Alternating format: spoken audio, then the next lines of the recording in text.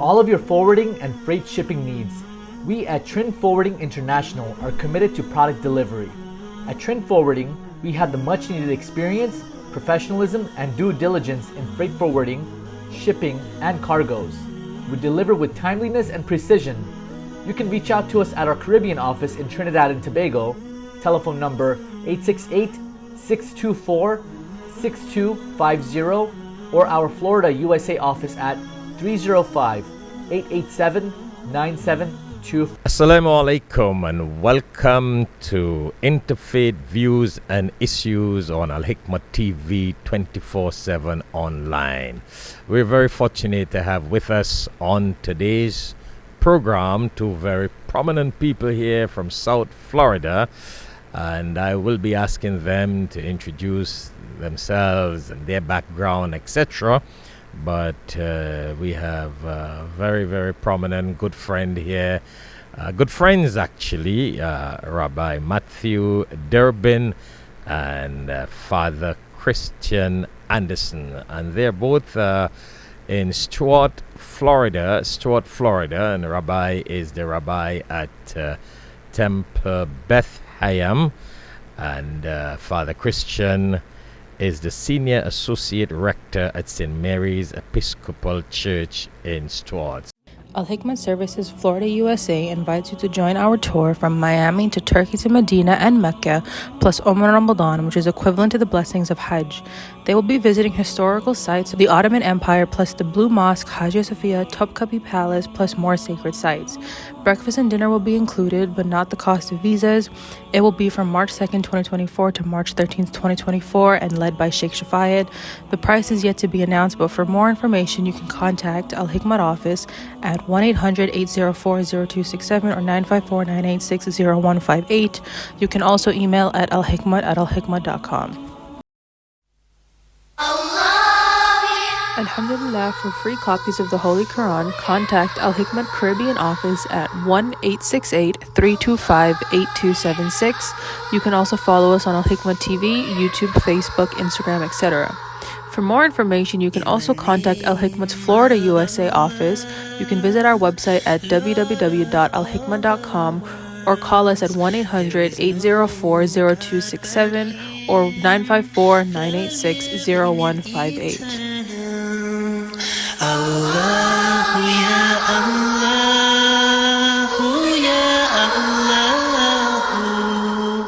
His throne extends over the heaven. It's savings and big discounts when you shop at Fens nationwide. Upgrade your home or treat yourself to something special. Enjoy store-wide savings on furniture, appliances, electronics, bedroom, and so much more when you shop at Fens of Marbella, Chagonas, Pinal, and Piaco. Visit us in store for more information or call 650-FENS, that's 650-3367, or check us out on Facebook, Fens of Trinidad and Tobago, serving generations. So welcome to the show. Thank you. It's a pleasure to be here. Good. I mean, you know, a lot of people don't know how many programs we have had together. We have been on the radio show, a rabbi, a priest, and an imam, and we have been at Rabbi's synagogue in Stuart for a couple of programs on commonalities between the three faiths. Very, very well received by the audience. I mean, this is interesting, especially in a time like this in the world with the war and all the crisis in the Middle East. It is so interesting. I consider it a blessing from God to have, you know, the three of us together talking about issues and looking for peace in the world and how we can share our experience and maybe advice to political and religious leaders in how we should get peace in the world and share our commonalities and how much we have in common. I learned so much in those radio programs, a priest, a rabbi, and an imam, and the programs at St. Mary's Episcopal Church and Temple Beth I come there, the audience probably think that we are just talking to them. But bottom line, we learn so much from each other. We learn so much from each other that when we are confronted with questions by people out there and outside, it helps us because, we're able to interact and communicate in front of a live audience. So it is really, really a blessing to have two of you on Alhikmat show. This is a program that is viewed nowadays with social media by people all over the world. There may be people who may not like to see a rabbi, a priest, and an imam, but you know what? I think the majority of the world love to see peace and love to see leaders come together. So maybe Rabbi, on the screen, we Islamically, and then we'll probably talk about these things as we go ahead. I really love to share with our audience commonalities. So from an Islamic perspective, we start with people on the right, or start with someone on the right and then the left. So on my screen in front of me, it's you, the Rabbi, and I would like you to let the world know who are you, your background, and then we will follow suit with Father Christian. Yeah, wonderful. Well, thank you very much. Thank you for the opportunity. This is something that I know for myself is very important, just the ability for us to come together as religious leaders and communities of faith to really just kind of talk through our similarities rather than our differences, which, from a Jewish, Muslim, and a certainly Christian perspective are varied. So my name is Rabbi Matt Durbin. I am the rabbi here at Temple Beit Hayam in Stewart. I have served this incredible congregation for almost 10 years. Before here, I was in upstate New York and served a small congregation right in the heart of the Adirondack Mountains. Before then, I entered rabbinical school in Europe. So I did 4 years in London. I did my year in Jerusalem, where I met my wife. My wife was a first-year rabbinic student. I was a third-year rabbinic student out of Leo College in London.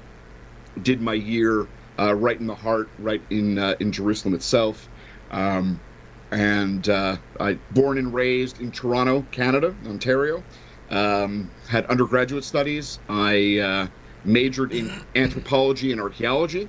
I have 3 very energetic daughters, ranging from 7, 10, and 12. My oldest is coming up to bat mitzvah this year on her birthday, on her 13th birthday, so we're real excited. But my passion is really interfaith dialogue. I'm a huge fan of the gentleman to my right, as well as you, Sheikh, as well. But Father Christian Anderson, who we have had an amazing relationship with over the last 6-7 years, not only a radio program and a podcast, but Lunch and Learn series and just great interfaith. So for me, the important factor is really coming together and to learn about others, other beliefs, other practices, other rituals, other customs, that I think in some way, through our own sense of identities, there's a lot of commonality and a lot of similarity, and just really excited to be able to explore that. I really, really appreciate that. And looking at your bio, I saw that you were born in Canada, right? Mm-hmm. So at what age did you leave Canada? So I did undergraduate studies in Toronto at York University, and then I left Canada when I was 24, and I left to go to Europe, to London, where I trained to prepare to become a rabbi at Leo College in the heart of North London. That is interesting that, North America, Canada, then you went to Europe and then to Jerusalem, then to America. So you have a realistic experience of the world. That is interesting. I like to think so. Let's not get carried away. I must say that with the shows that your Father Anderson yourself had on radio, and coming up to Stuart for those programs that you all had, I'm contemplating I may have to move up that area and join the team. It is such a powerful get together when we have these programs across there. You can feel the energy in the crowd, how they love the coming together of, I mean, three of us from the three major faiths in the world. I mean, that is really, really interesting. And it is so much needed, especially, we always thought it was always needed, but every year and every day that we move on, it's like it's even needed more at this time. It's even needed more. So, Mr. Father Christian, could you share with our viewers a little bit of your background? I am a priest out here in Stuart, Florida, and now it's my 7th year, and this is my first call out of seminary, so it's my second vocation in life. I worked in the entertainment world before this, so it has given it's helped a bunch with the work of ministry, with dealing with all of the nuttiness and wildness that comes with the entertainment world, but also most importantly is that in the entertainment world, your task is to tell a story, and to tell a story well. And if you can't tell a good story, then you can't sell anything. And so, in the church, that's what we're doing. We're telling the story of Jesus. And so that's what's really helped, I think, a lot, and trying to invite people into that story, and then building upon that story. So then when I did my ordination, we had the ordination here at the church. It was really important to have surrounding religious leaders here, and so I made the big faux pas of calling a rabbi to come join us on a Saturday for ordination, and so that was my first lesson in interfaith work. Make sure you get the Sabbath right. So Shabbat, of course, and so he respectfully and lovingly declined. His assistant did, and then but then we said let's go hang out again. So then once we started to hang out, get to know each other, realized we're two normal people. And I think anytime you meet another clergy person who's relatively down to earth, you kind of cling to them, because a lot of us are very socially awkward. And not saying that I'm not, but not as much as the next one. So then Matt and I just started hanging out a bunch, and then that led to a bunch of good interfaith work.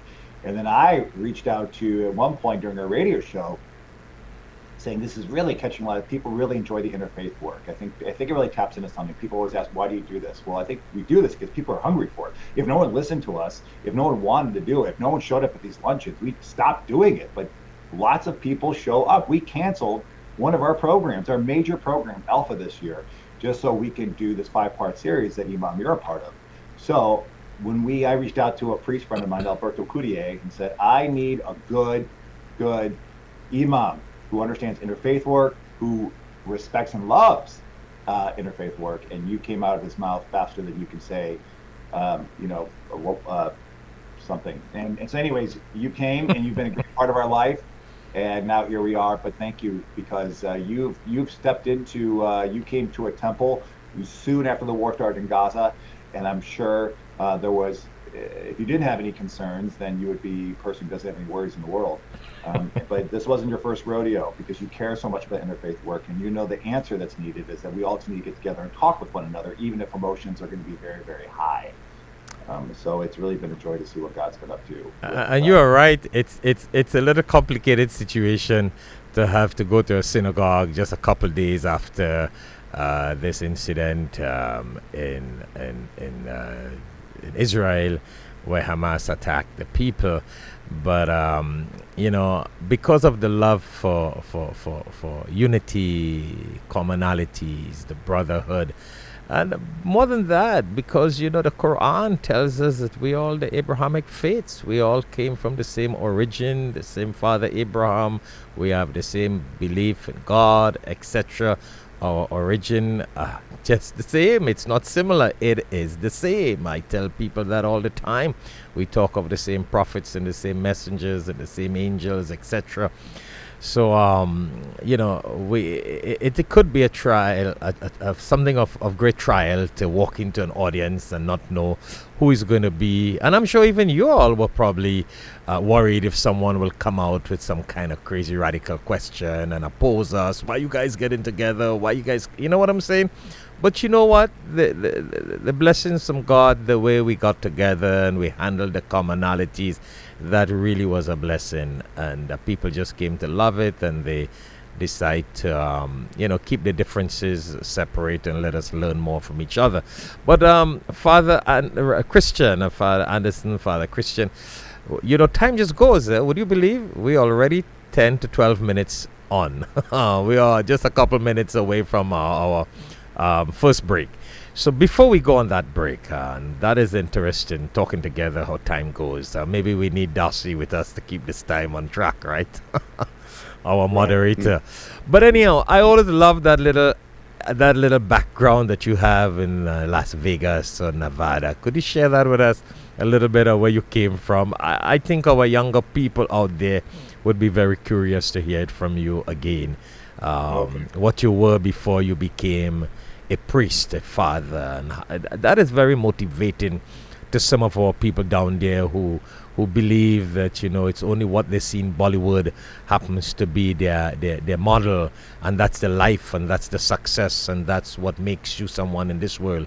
But here you are a person who have tasted that and realized that you enjoy what you're doing in the field of religious services to humanity more than that glory that you had there in Las Vegas. Now, it'd be really interesting if it was in Las Vegas. I'll give you that. I was actually in Los Angeles, which can be pretty exciting. Vegas is a whole other level. LA is still a pretty spiritually hungry place, so I think that is really cool. I didn't find it in Vegas, but in LA. So I was out there working in the entertainment world in Hollywood as an actor.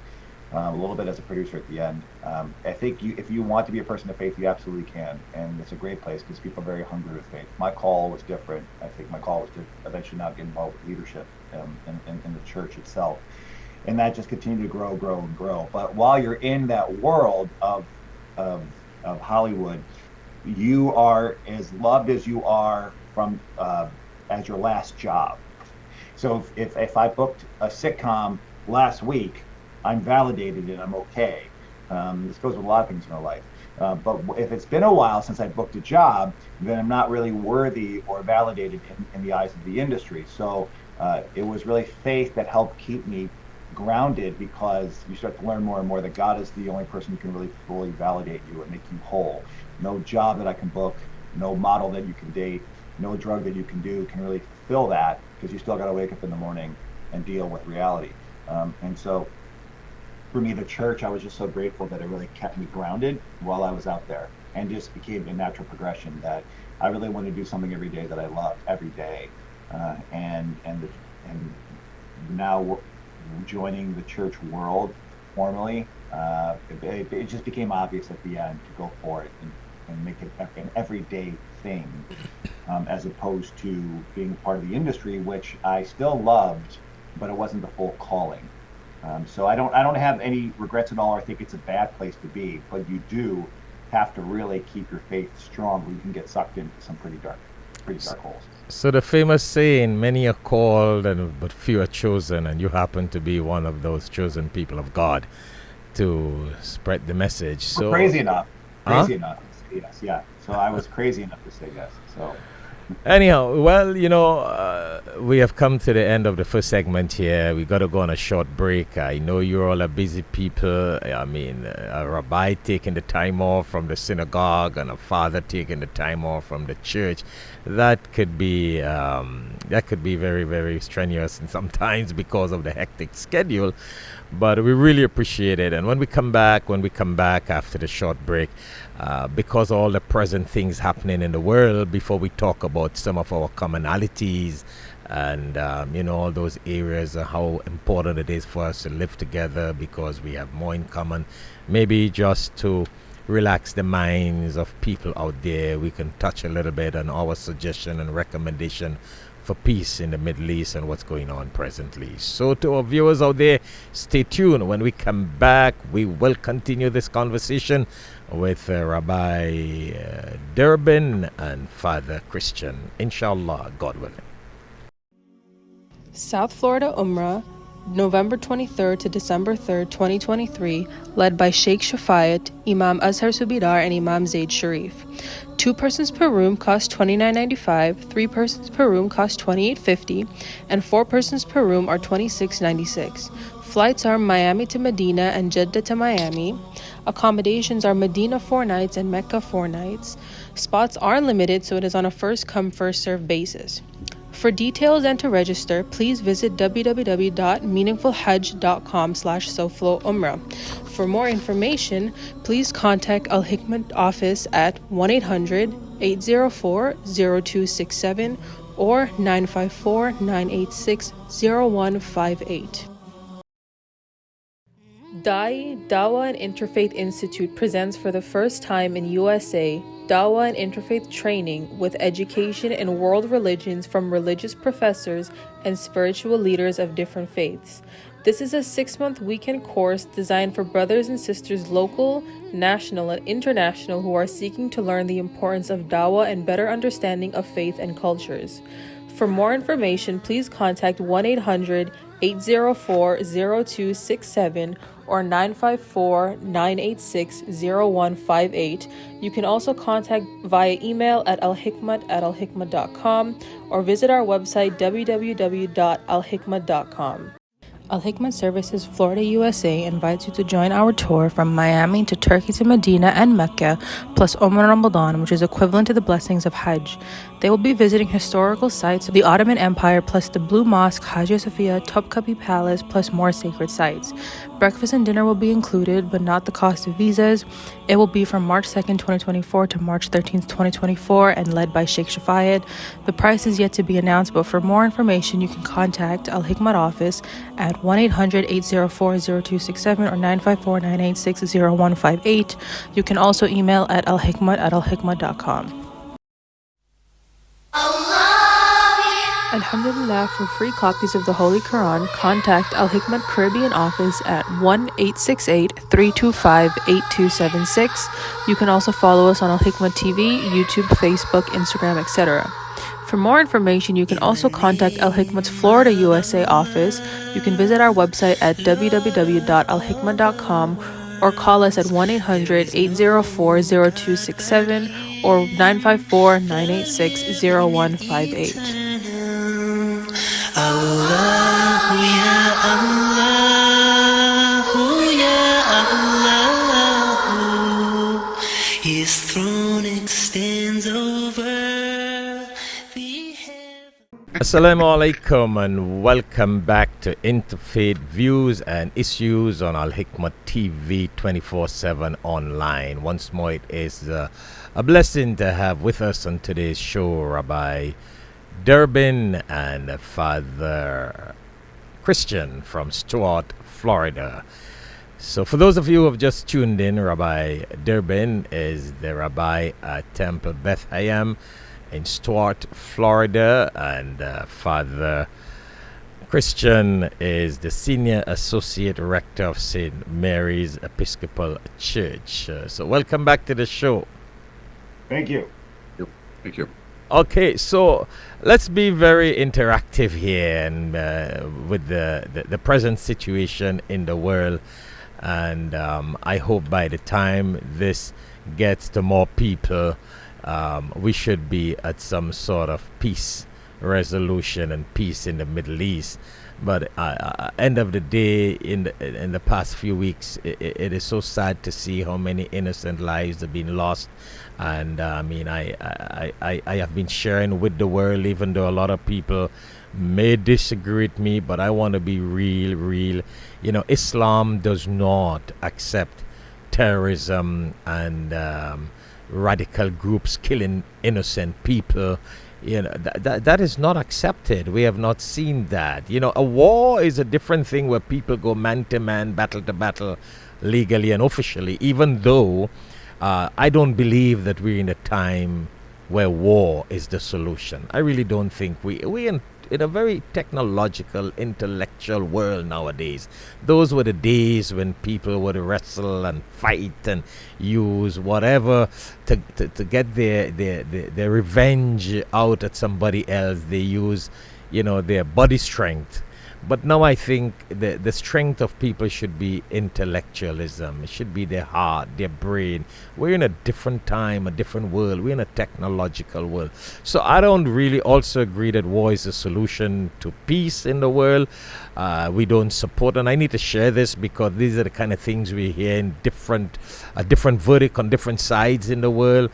I don't think I agree looking at Muslims in Russia breaking through an airport to go and look for Israel, people from Israel on an aircraft. I mean, these things are not really Islamic. It is not becoming of religious personalities, and it sort of misrepresents the faith. So on the other hand, Rabbi and Father, I mean, we all come from the same background, the Abrahamic background, so it's important that we don't make this, because this is not a Christian, Jewish, Muslim fight.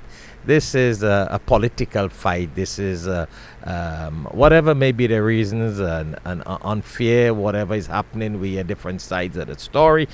But I wanted to get to a point where, Muslims and Jews have lived, and Christians, in harmony for so many years in Jerusalem. We all accept that that's the Holy Land. That's the land of Prophet Abraham. All these prophets came from there. They lived together. Their children lived together. It is really so sad to say the Holy Land, and we see so much bloodshed. I don't know. Sometimes I want to go back, Rabbi, and this might be a little hard one. When we look at the Moses law, the Torah law, an eye for an eye and a tooth for tooth, we saw 1,400 people died on one side. Now we're seeing 8, 9, 10,000 people dying. I mean, how do we? We may not be. Our words may not be the answer or the solution to the problem, but at least we can share some voice or opinion. And God bless, some good comes out of it. Some good comes out of it. So what do you all think? Share your opinions on this issue. I mean, I think for me, I think part of it is used in a Hebrew phrase that we would say, we need to see each other panim el panim. We need to see each other face to face, not, dehumanize one another, not to, use, tropes against one another, but to be able to see somebody, maybe we agree or disagree, but to be able to see them in their own humanity and to be able to see their own desires and their own hopes and dreams. It's interesting. When I was 16 years old, I had the opportunity to do a very extensive summer tour in Israel. And one of my most impactful memories, besides going to the Kotel, the Western Wall, was going to the Al-Aqsa Mosque. And I remember being very impacted and going to the Dome of the Rock and just seeing a lot of the architecture and the iconography and just the color and the fact that, East versus West. And is it really East versus West? Or is it two cultures, two peoples coming together in a sacred area like Jerusalem, but being able to share with one another the beauty of what the land represents?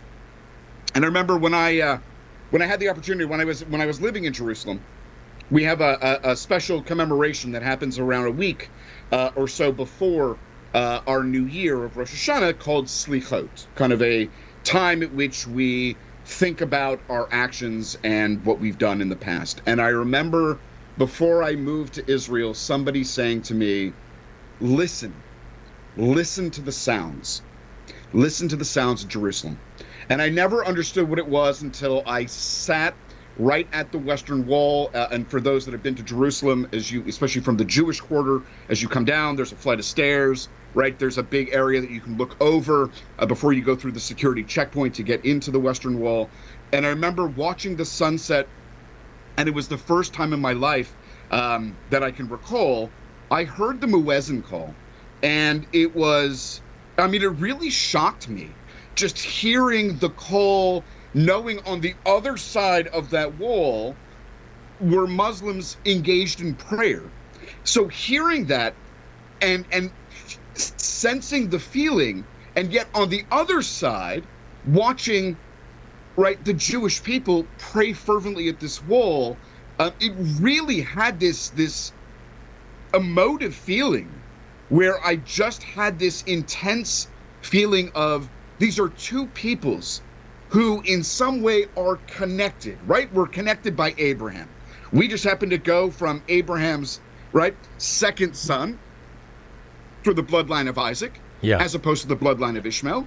But I remember walking back through the old city and just hearing these sounds of song and togetherness and community that actually at that moment gave me a lot of hope. A lot of hope. I mean, it's something of, I love Israel. I love the fact that it is not just one religious identity that is in Israel. There are Muslims, there are Christians, there are Hindus, there are Buddhists, there are Jews, there are atheists, that everyone comes together in some way of like almost like a melting pot to be able to express for themselves their identity and to share in the love of what the land represents for all people. And I think that spot that you were talking about a little while ago, I remember when I stood at that same spot when I visited Jerusalem. Maybe at somewhere around there, in addition to seeing the Wailing Wall, you can also see the mosque, because the mosque is right behind the Wailing Wall. Am I correct? Yep. And here you can see the Jews praying there, and the Adhan calling for the Muslims, and right on the other side, on the left, before you get there, you pass the area with all the Christians. Isn't that a beautiful feeling? Isn't that a beautiful sight to behold? Wow. I mean, every time, before I get over to you, Father Christian, only this morning, actually, I saw in one of the media, newspaper or something, that the son-in-law of President Trump, former President Trump, he made an interesting statement. I mean, amazing. I don't know if it's political or whatever it is. Trump is a very unique personality. His son-in-law said, with the present situation of the war going on, he said to some point, and I hope I don't misquote him. He said to some point, he feels that Jews are more safer in Saudi Arabia than in America, because of all these kind of hate crimes happening here, Muslims and Jews in America, Christians, Muslim, Jews. We don't know who is doing what. And I was amazed that he would make a statement like that, being the son-in-law of Trump. But I mean, it is a very positive statement to show that with whatever is going on presently, you can still talk about there is the possibility of people living together in peace. And I strongly believe that yes, we have to show more commonalities, more positive line, and that will eradicate the negative things. So what do you have to say there, Father Christian? Immediately what I have to say is that he has a lot of vested interest in Saudi Arabia, so it makes sense to me that like that. That's why I was very concerned. I don't want to go down that rabbit hole, but if you remember, that was the big business relationship that was about to happen between his business interest and that's why you want to support your business interest. That's why I said, I hope it's not political, because yes, the Trump family got some very personal interests in Saudi Arabia. So, but whatever it may be, Anyhow, so go ahead, share your opinion with our viewers and audience. Well, I agree with both of you that when you do go to Jerusalem, it is overwhelming, that feeling of I have to say it's the spirit of God, because you have all these people who, in Jerusalem itself, and then this could be, I don't know if naive would be the right word, but it presents itself that most of the people that are there are very, very committed to their faith and their walk. And so you see, I remember one point, like all the hours aligned at the right time, where you had these Orthodox nuns coming this way, and then you had Orthodox Jews moving this way to some service, and then there was Muslim men coming this way, and I was just some idiot kid from LA on pilgrimage, saying, wow, where in the world do you see this? They're rushing toward their respective sacred temples, and it just felt good. It didn't feel tense. I think everyone loves that area, that small little area of Jerusalem so much because there's so many sacred spots that no one really wants to mess that part up. And it was a beautiful, beautiful celebration of all these people worshiping the one and true God and being so serious about it and loving about it. And didn't feel like a tension at all. The stuff that we do, the three of us, we've been doing over the temple. It just shows just what that beauty looks like, and I don't think we ignore our differences, but I do appreciate how also I learned so much by watching YouTube, watching Rabbi Durbin and you, Sheikh. You guys, I learned so much about the incredible similarities between Judaism and Islam.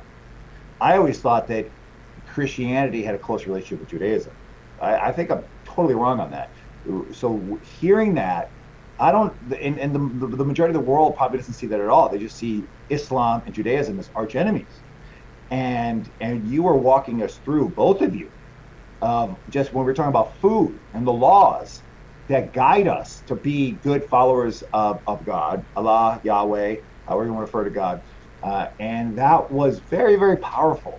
And so these, to your point, Sheikh, these excuses we have to now really get everyone in the same room and openly talk about our incredible similarities and also our differences. That's fine, because we want peace. We genuinely want peace. And to your point, we are evolved enough. We're not just animals running around this earth. We are evolved enough to know the benefits of peace and how our God is directing us towards peace, to love our neighbor as ourselves. But if we don't have exposure to the other, it does become quite challenging. So do you think Rabbi Durbin and Father Christian, do you all think that, I don't know, I'm just thinking aloud here, that if the Palestinians have their own independent state, that can bring about we're not saying it will be the solution to peace, because you may always have some radicals and some extremists down there who don't like to see peace, whether it's on the Jewish side or the Muslim side, and they're just some radical politicians. I don't know, I'm just using names, as religious leaders that may not want to see peace because that may violate some of their worldly achievement. I don't know, but let's be very diplomatic about it. But don't you guys think? What do you think? If the Palestinians have their own state and independence, that may be some opportunity to open the doors to peace and start resolving some of the problems. What do you all say about that? I think it's important to recognize a few things. One is, and Sheikh, as you had mentioned before, right? Judaism and Islam and Christianity in our world today, they are religions of peace, right? We all believe in the same God, the God of Jesus, the God of Muhammad, the God of Israel. We all believe the same thing. And I think, look, the ability for the Palestinians to have their own state, I think it's important to remember the history as well. Is that in 1947, there was a two-state proposal. In 1948, when Israel, on May 14th, 1948, when Israel declares itself a state and a nation, the unfortunate challenge was that the Palestinian state and the Palestinian issue was, and forgive the expression, was put on the back burner. Well, it's been on the back burner for 75 years. And I think in some way, I think for most Jews, don't want to say all Jews, but for most Jews, I think we do want peace. We do want a two-state solution. However, just to kind of give that little postscript is, to give Gaza or to give the West Bank, or both, as a territory and a land for the Palestinians, I think most Jews are in favor, with the caveat that says we also want peace within our borders. So if those who are in control, remember that in 2005, Hamas took control over those areas, that they were elected into power. I think a part of the Jewish world says we need to feel safe and secure in our own land as well as your land in terms of safety and security. I mean, I've always said this, where I said, look, most Palestinians want peace with their Israeli neighbors. They want to live their lives. They want to be able to have free mobility and access.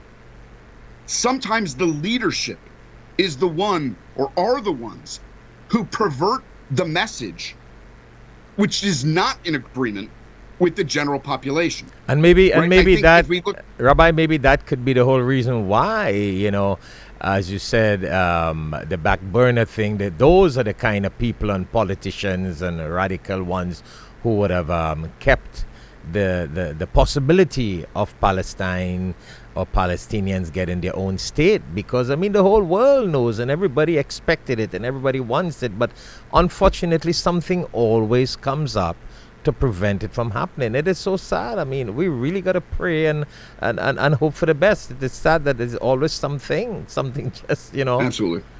It is. I also think in some way too, it's the approach and the understanding and the history behind it, right? The Israeli-Palestinian issue is not an issue that started in 1948. It is not an issue that started in 1929. I mean, it has a long history. And I think, I remember when I lived in Israel and I lived in Jerusalem, I came in with this very North American ethnocentric mentality. Okay, why can't we just get along? Why can't we just air out our challenges and our differences and move forward? And I guess for me, after living in Israel for that year, really realized it's much deeper than that. There's so much wrapped in it, with it be cultural, social, societal, I mean, language, family. I mean, there's so much, it's so deep within the Israeli soul, as well as I'm sure within the Palestinian soul, that it's, well, how do we reach people and let them see each other's humanity, right? How do we see a lot of the challenges? Because I think in some way we're not naive. As Jews, we're not naive. We know that, we Jews are not. There have been many challenges with Jews in the region. Baruch Goldstein shooting a mosque in Jerusalem. I mean, we know that there have been many challenges on both sides of the equation. But I think in some way, what was really disheartening, and I think for me, looking back on my time in Israel, was, but that's what makes Israel really special, is that there are Israeli Arabs, there are Christians, there are Muslims, there are Jews that actually are friends. I remember, I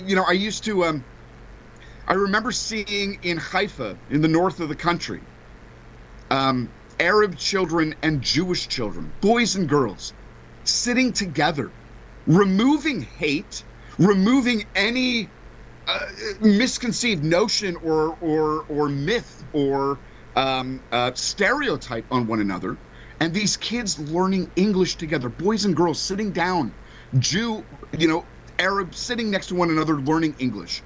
And I remember being so moved by this, of that's where we need to go. We need to sit down with our brothers and sisters. We need to sit down with members of different faiths, to sit and talk with members of the Muslim community, and to be able to listen, and not just listen and not hear, but to hear and to listen, to empathize on both sides, to be able to hear, what are your pains, what are your challenges, what are your desires, what are your hopes and dreams, but at the same time to acknowledge ours. It's interesting what Father Anderson said about walking through, right, one of the world's oldest cities on the planet of Jerusalem, and being authentic, right? You see the authenticity walking through the Muslim quarter, the Jewish quarter, the Armenian quarter, and the Christian quarter in those 4 sectors of Jerusalem in the Old City. That's why, Rabbi, I hold this opinion, and we need to get Father Christian in. I hold the opinion that this peace in the Middle East has to be a combination with political leaders and religious leaders. Politicians Absolutely. alone cannot make this decision because there will always be something biased when they come to that. But they need to have a balanced, real religious view by authentic religious leaders who can join together in looking for peace in that political decision. So, Father Christian, you know what? We are running on a little time, and I know you're also on a clock. So let us go on a quick short break, and when we come back, we'll hear your opinion and your suggestion towards the peace. All right? So to the viewers there, please stay tuned. When we come back, we'll continue this conversation with Rabbi Durbin and Father Christian. Inshallah, God willing. Assalamu alaikum. Allah gives hikmat, wisdom, to whomsoever He wills. And whomsoever is given wisdom is certainly given a lot of good. Only the people of understanding will benefit from the reminder. Tune in to alhikmattv for khutbahs, lectures, and Islamic reminders. Assalamu alaikum wa rahmatullahi wa barakatuh.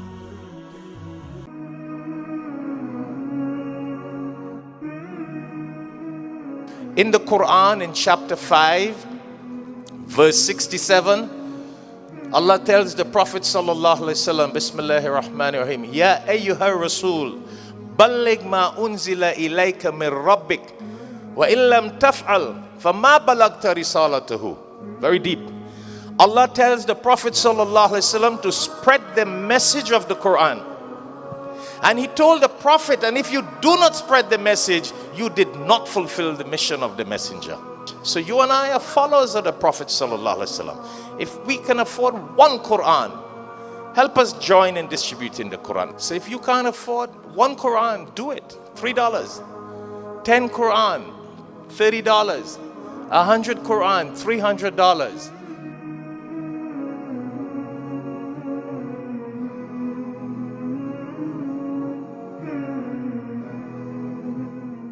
Assalamu alaikum and welcome back to Interfaith Views and Issues on Alhikmat TV 24/7 online. Once more, it is a blessing to have with us on today's show Rabbi Durbin and Father Christian from Stuart, Florida. Welcome back to the show. Thank you. Thank you. So, Father Christian, we didn't get your piece in before we went on a short break. So, what do you have to say about us? What do you suggest on this peace matter? What do you recommend? What do you think? I will just follow the lead of what the Diocese of Jerusalem goes with there. I mean, what they've come to embrace is that Christians are the minority in the Holy Land. And the Christians want to really be the bridge as much as they can be the bridge. So I know that diocese goes through, they take big steps and they say no to a lot of causes that would lead them to be pushed into one side or the other. They want to keep, because they're Christian Palestinians, that they, I think, automatically have the trust of the Arabs. So whether they're Muslim or Christian. And then they keep relationships, and they're forthright with developing relationships with Jewish leaders. And so when the Episcopal Church in America might make decisions that would favor one side or the other, Jerusalem, that diocese will say, we don't want to be a part of that. We can't take a stance because that would ruin the work that we're doing here, which is to be a trustworthy middleman. And so I think from a Christian perspective, I don't pretend to have any more insight than what you two offer for whether it's a two-state. But isn't it a fact that you got Christians on the Israel side and you got Christians on the Palestinian side? Yeah, so there is a little bit of a division there. Not division, but if you're a Christian, you always know where. It's always a big thing when you go on pilgrimage. Are you staying in West or East Jerusalem? Are you staying in Palestine, or where are you staying? So there's a college. There's an Episcopal college. St. George's, that is in Palestine. So we do have a trench there because there's a lot of Christians there. More evangelicals might be on the other side. But I would say that's a sticky thing because a lot of it's a loaded thing there because the big support of Israel sometimes from Christians and more the Jewish side of Israel, is because they're looking at the end times and they're looking for the return of Jesus. And so the embrace is that, yes, we need to save Israel. And there's the Left Behind series where there was Israel's protected. And why? Because the second coming will happen in Israel. And guess what's going to happen in the second coming? The Jews will be given an opportunity to accept Jesus Christ as our Lord and Savior. So it's a very sticky relationship. I love that. I love they're that. supporting you, but not really. They're only supporting you to fulfill their own needs for the second coming of the final judgment for you to choose our leader. So the Diocese of Jerusalem is really pulls back, and Anglicans really try to do that via media, stay right in the middle there. Now, I know it is a statement to have a college in Palestine. I get it. So that's for some Jews alone, they're like, you've already made your statement, goodbye. But I think that what the culture they're trying to establish there, I know they've gone to lengths to really do things that don't allow them. So they can be trusted on both sides to pursue things like nonviolent communication. But that is interesting. While the Jews are at the Wailing Wall, the Christians are waiting for Jesus to come back so the Jews could accept him as the Messiah. So they're just, they're like, let's don't get involved with all this politics. Just wait for Jesus to come back. They'll pitch it, and I'm sorry, these are my colleagues. They'll pitch it like they are honestly 100% in support of Israel, in support of the Jewish religion. I would push back on that and just saying they're in support of the book of Revelation that says judgment will come to Israel. And so we need to, for Israel to be fulfilled, but the fulfillment of Israel is Jesus to come back to make that final judgment, and that you alone, you too, can accept him as your savior. Not for you to, I mean, so it's and do you know, Father Christian, very interesting. I love that. You know, we need to have a show. I mean, time is running out on us right now. We got 3-4 minutes, but we need to have another show only to talk about the Messiah, because it is so interesting, the commonality of the Messiah. Very right. Do you know the differences basically right now with Jew from an Islamic point of view, and I know Rabbi and you and us, we can go for hours, so we need a show for that. We also believe, while the Jews are waiting for their Messiah and the Christians are waiting for Jesus to come back, we also believe Islam, that Jesus was not crucified and he was raised up to the heavens, and he will also come back, and he will bring the Jews and Christians and Muslims together and say, okay, let's sort this matter out. I am the one person. I am that Jesus that the Christians are waiting for. I am that Messiah that the Jews are praying for, the Wailing Wall, and I am that Jesus that was not crucified, and let's all get together and get things unified here. So we definitely know there will be peace one day. I have no doubts about that. But it's interesting because in some way, you know, especially as a Reformed Jew, I don't really like using labels, but as a Reformed Jew, we would say, we are not waiting for a figure to redeem the Jewish people. We would talk in terms of a messianic age, a time at which the world recognizes God's unity, God's sanctity, and that when the world will be set back in order, and that is a time in which we pray for peace, a messianic age, a time when we can come together and acknowledge one another and see terms of peace, as opposed to a figure, because I certainly won't see that figure in my and lifetime. that is the Reformed Jews' perspective, but is that the Orthodox Jews' perspective? No, the Orthodox perspective is very much a figure will be born to redeem the Jewish people, right? Come from the bloodline of King David. You know, gates of Jerusalem will open. Interesting. So we have come to the end of the show. We got a couple seconds again. You know what? Time just goes. This is so interesting. I think the world would love to see the more of us, Rabbi and Father Christian, and we talk about commonalities. So I think we're gonna have to schedule some more programs. I'd love to talk about the whole different perspective of the Messiah. I know you all have done these things in the church and in the synagogue, but I'd love to do it on our show and get this message out there to educate the world, you know, on some of those food commonalities that we have, biblical foods, if I would want to call it, Abrahamic cultural practices that we have in common. You know, Rabbi and Father Christian, I think the world need to see that, and when they see that, it may educate more people, and it may eradicate a lot of negative things from the minds of people. So you guys just got to... It would also be really, really interesting to and not to put Father Anderson out of this, but being able... Oh, we all frozen? It would be really interesting to look at in some way, Arab folk tales and Jewish folk tales, which are very similar, right? I can remove the name Muhammad and I throw in the name Mendel. They're the same stories. I mean, when you look at Arabic tales and you look at Jewish stories that present messages and themes and moral lessons, they're all so similar. Yeah. So similar. Yeah. So, Rabbi, I know Father had to go. I know he had to go. He had some emergency he had to run to. But it's so interesting that, as you said, you don't want to put him out of the thing and he just disappeared. But anyhow, thank you very much, Rabbi Deoband, for being on the show, Father Christian, and all our viewers for tuning in to Alhikmat TV.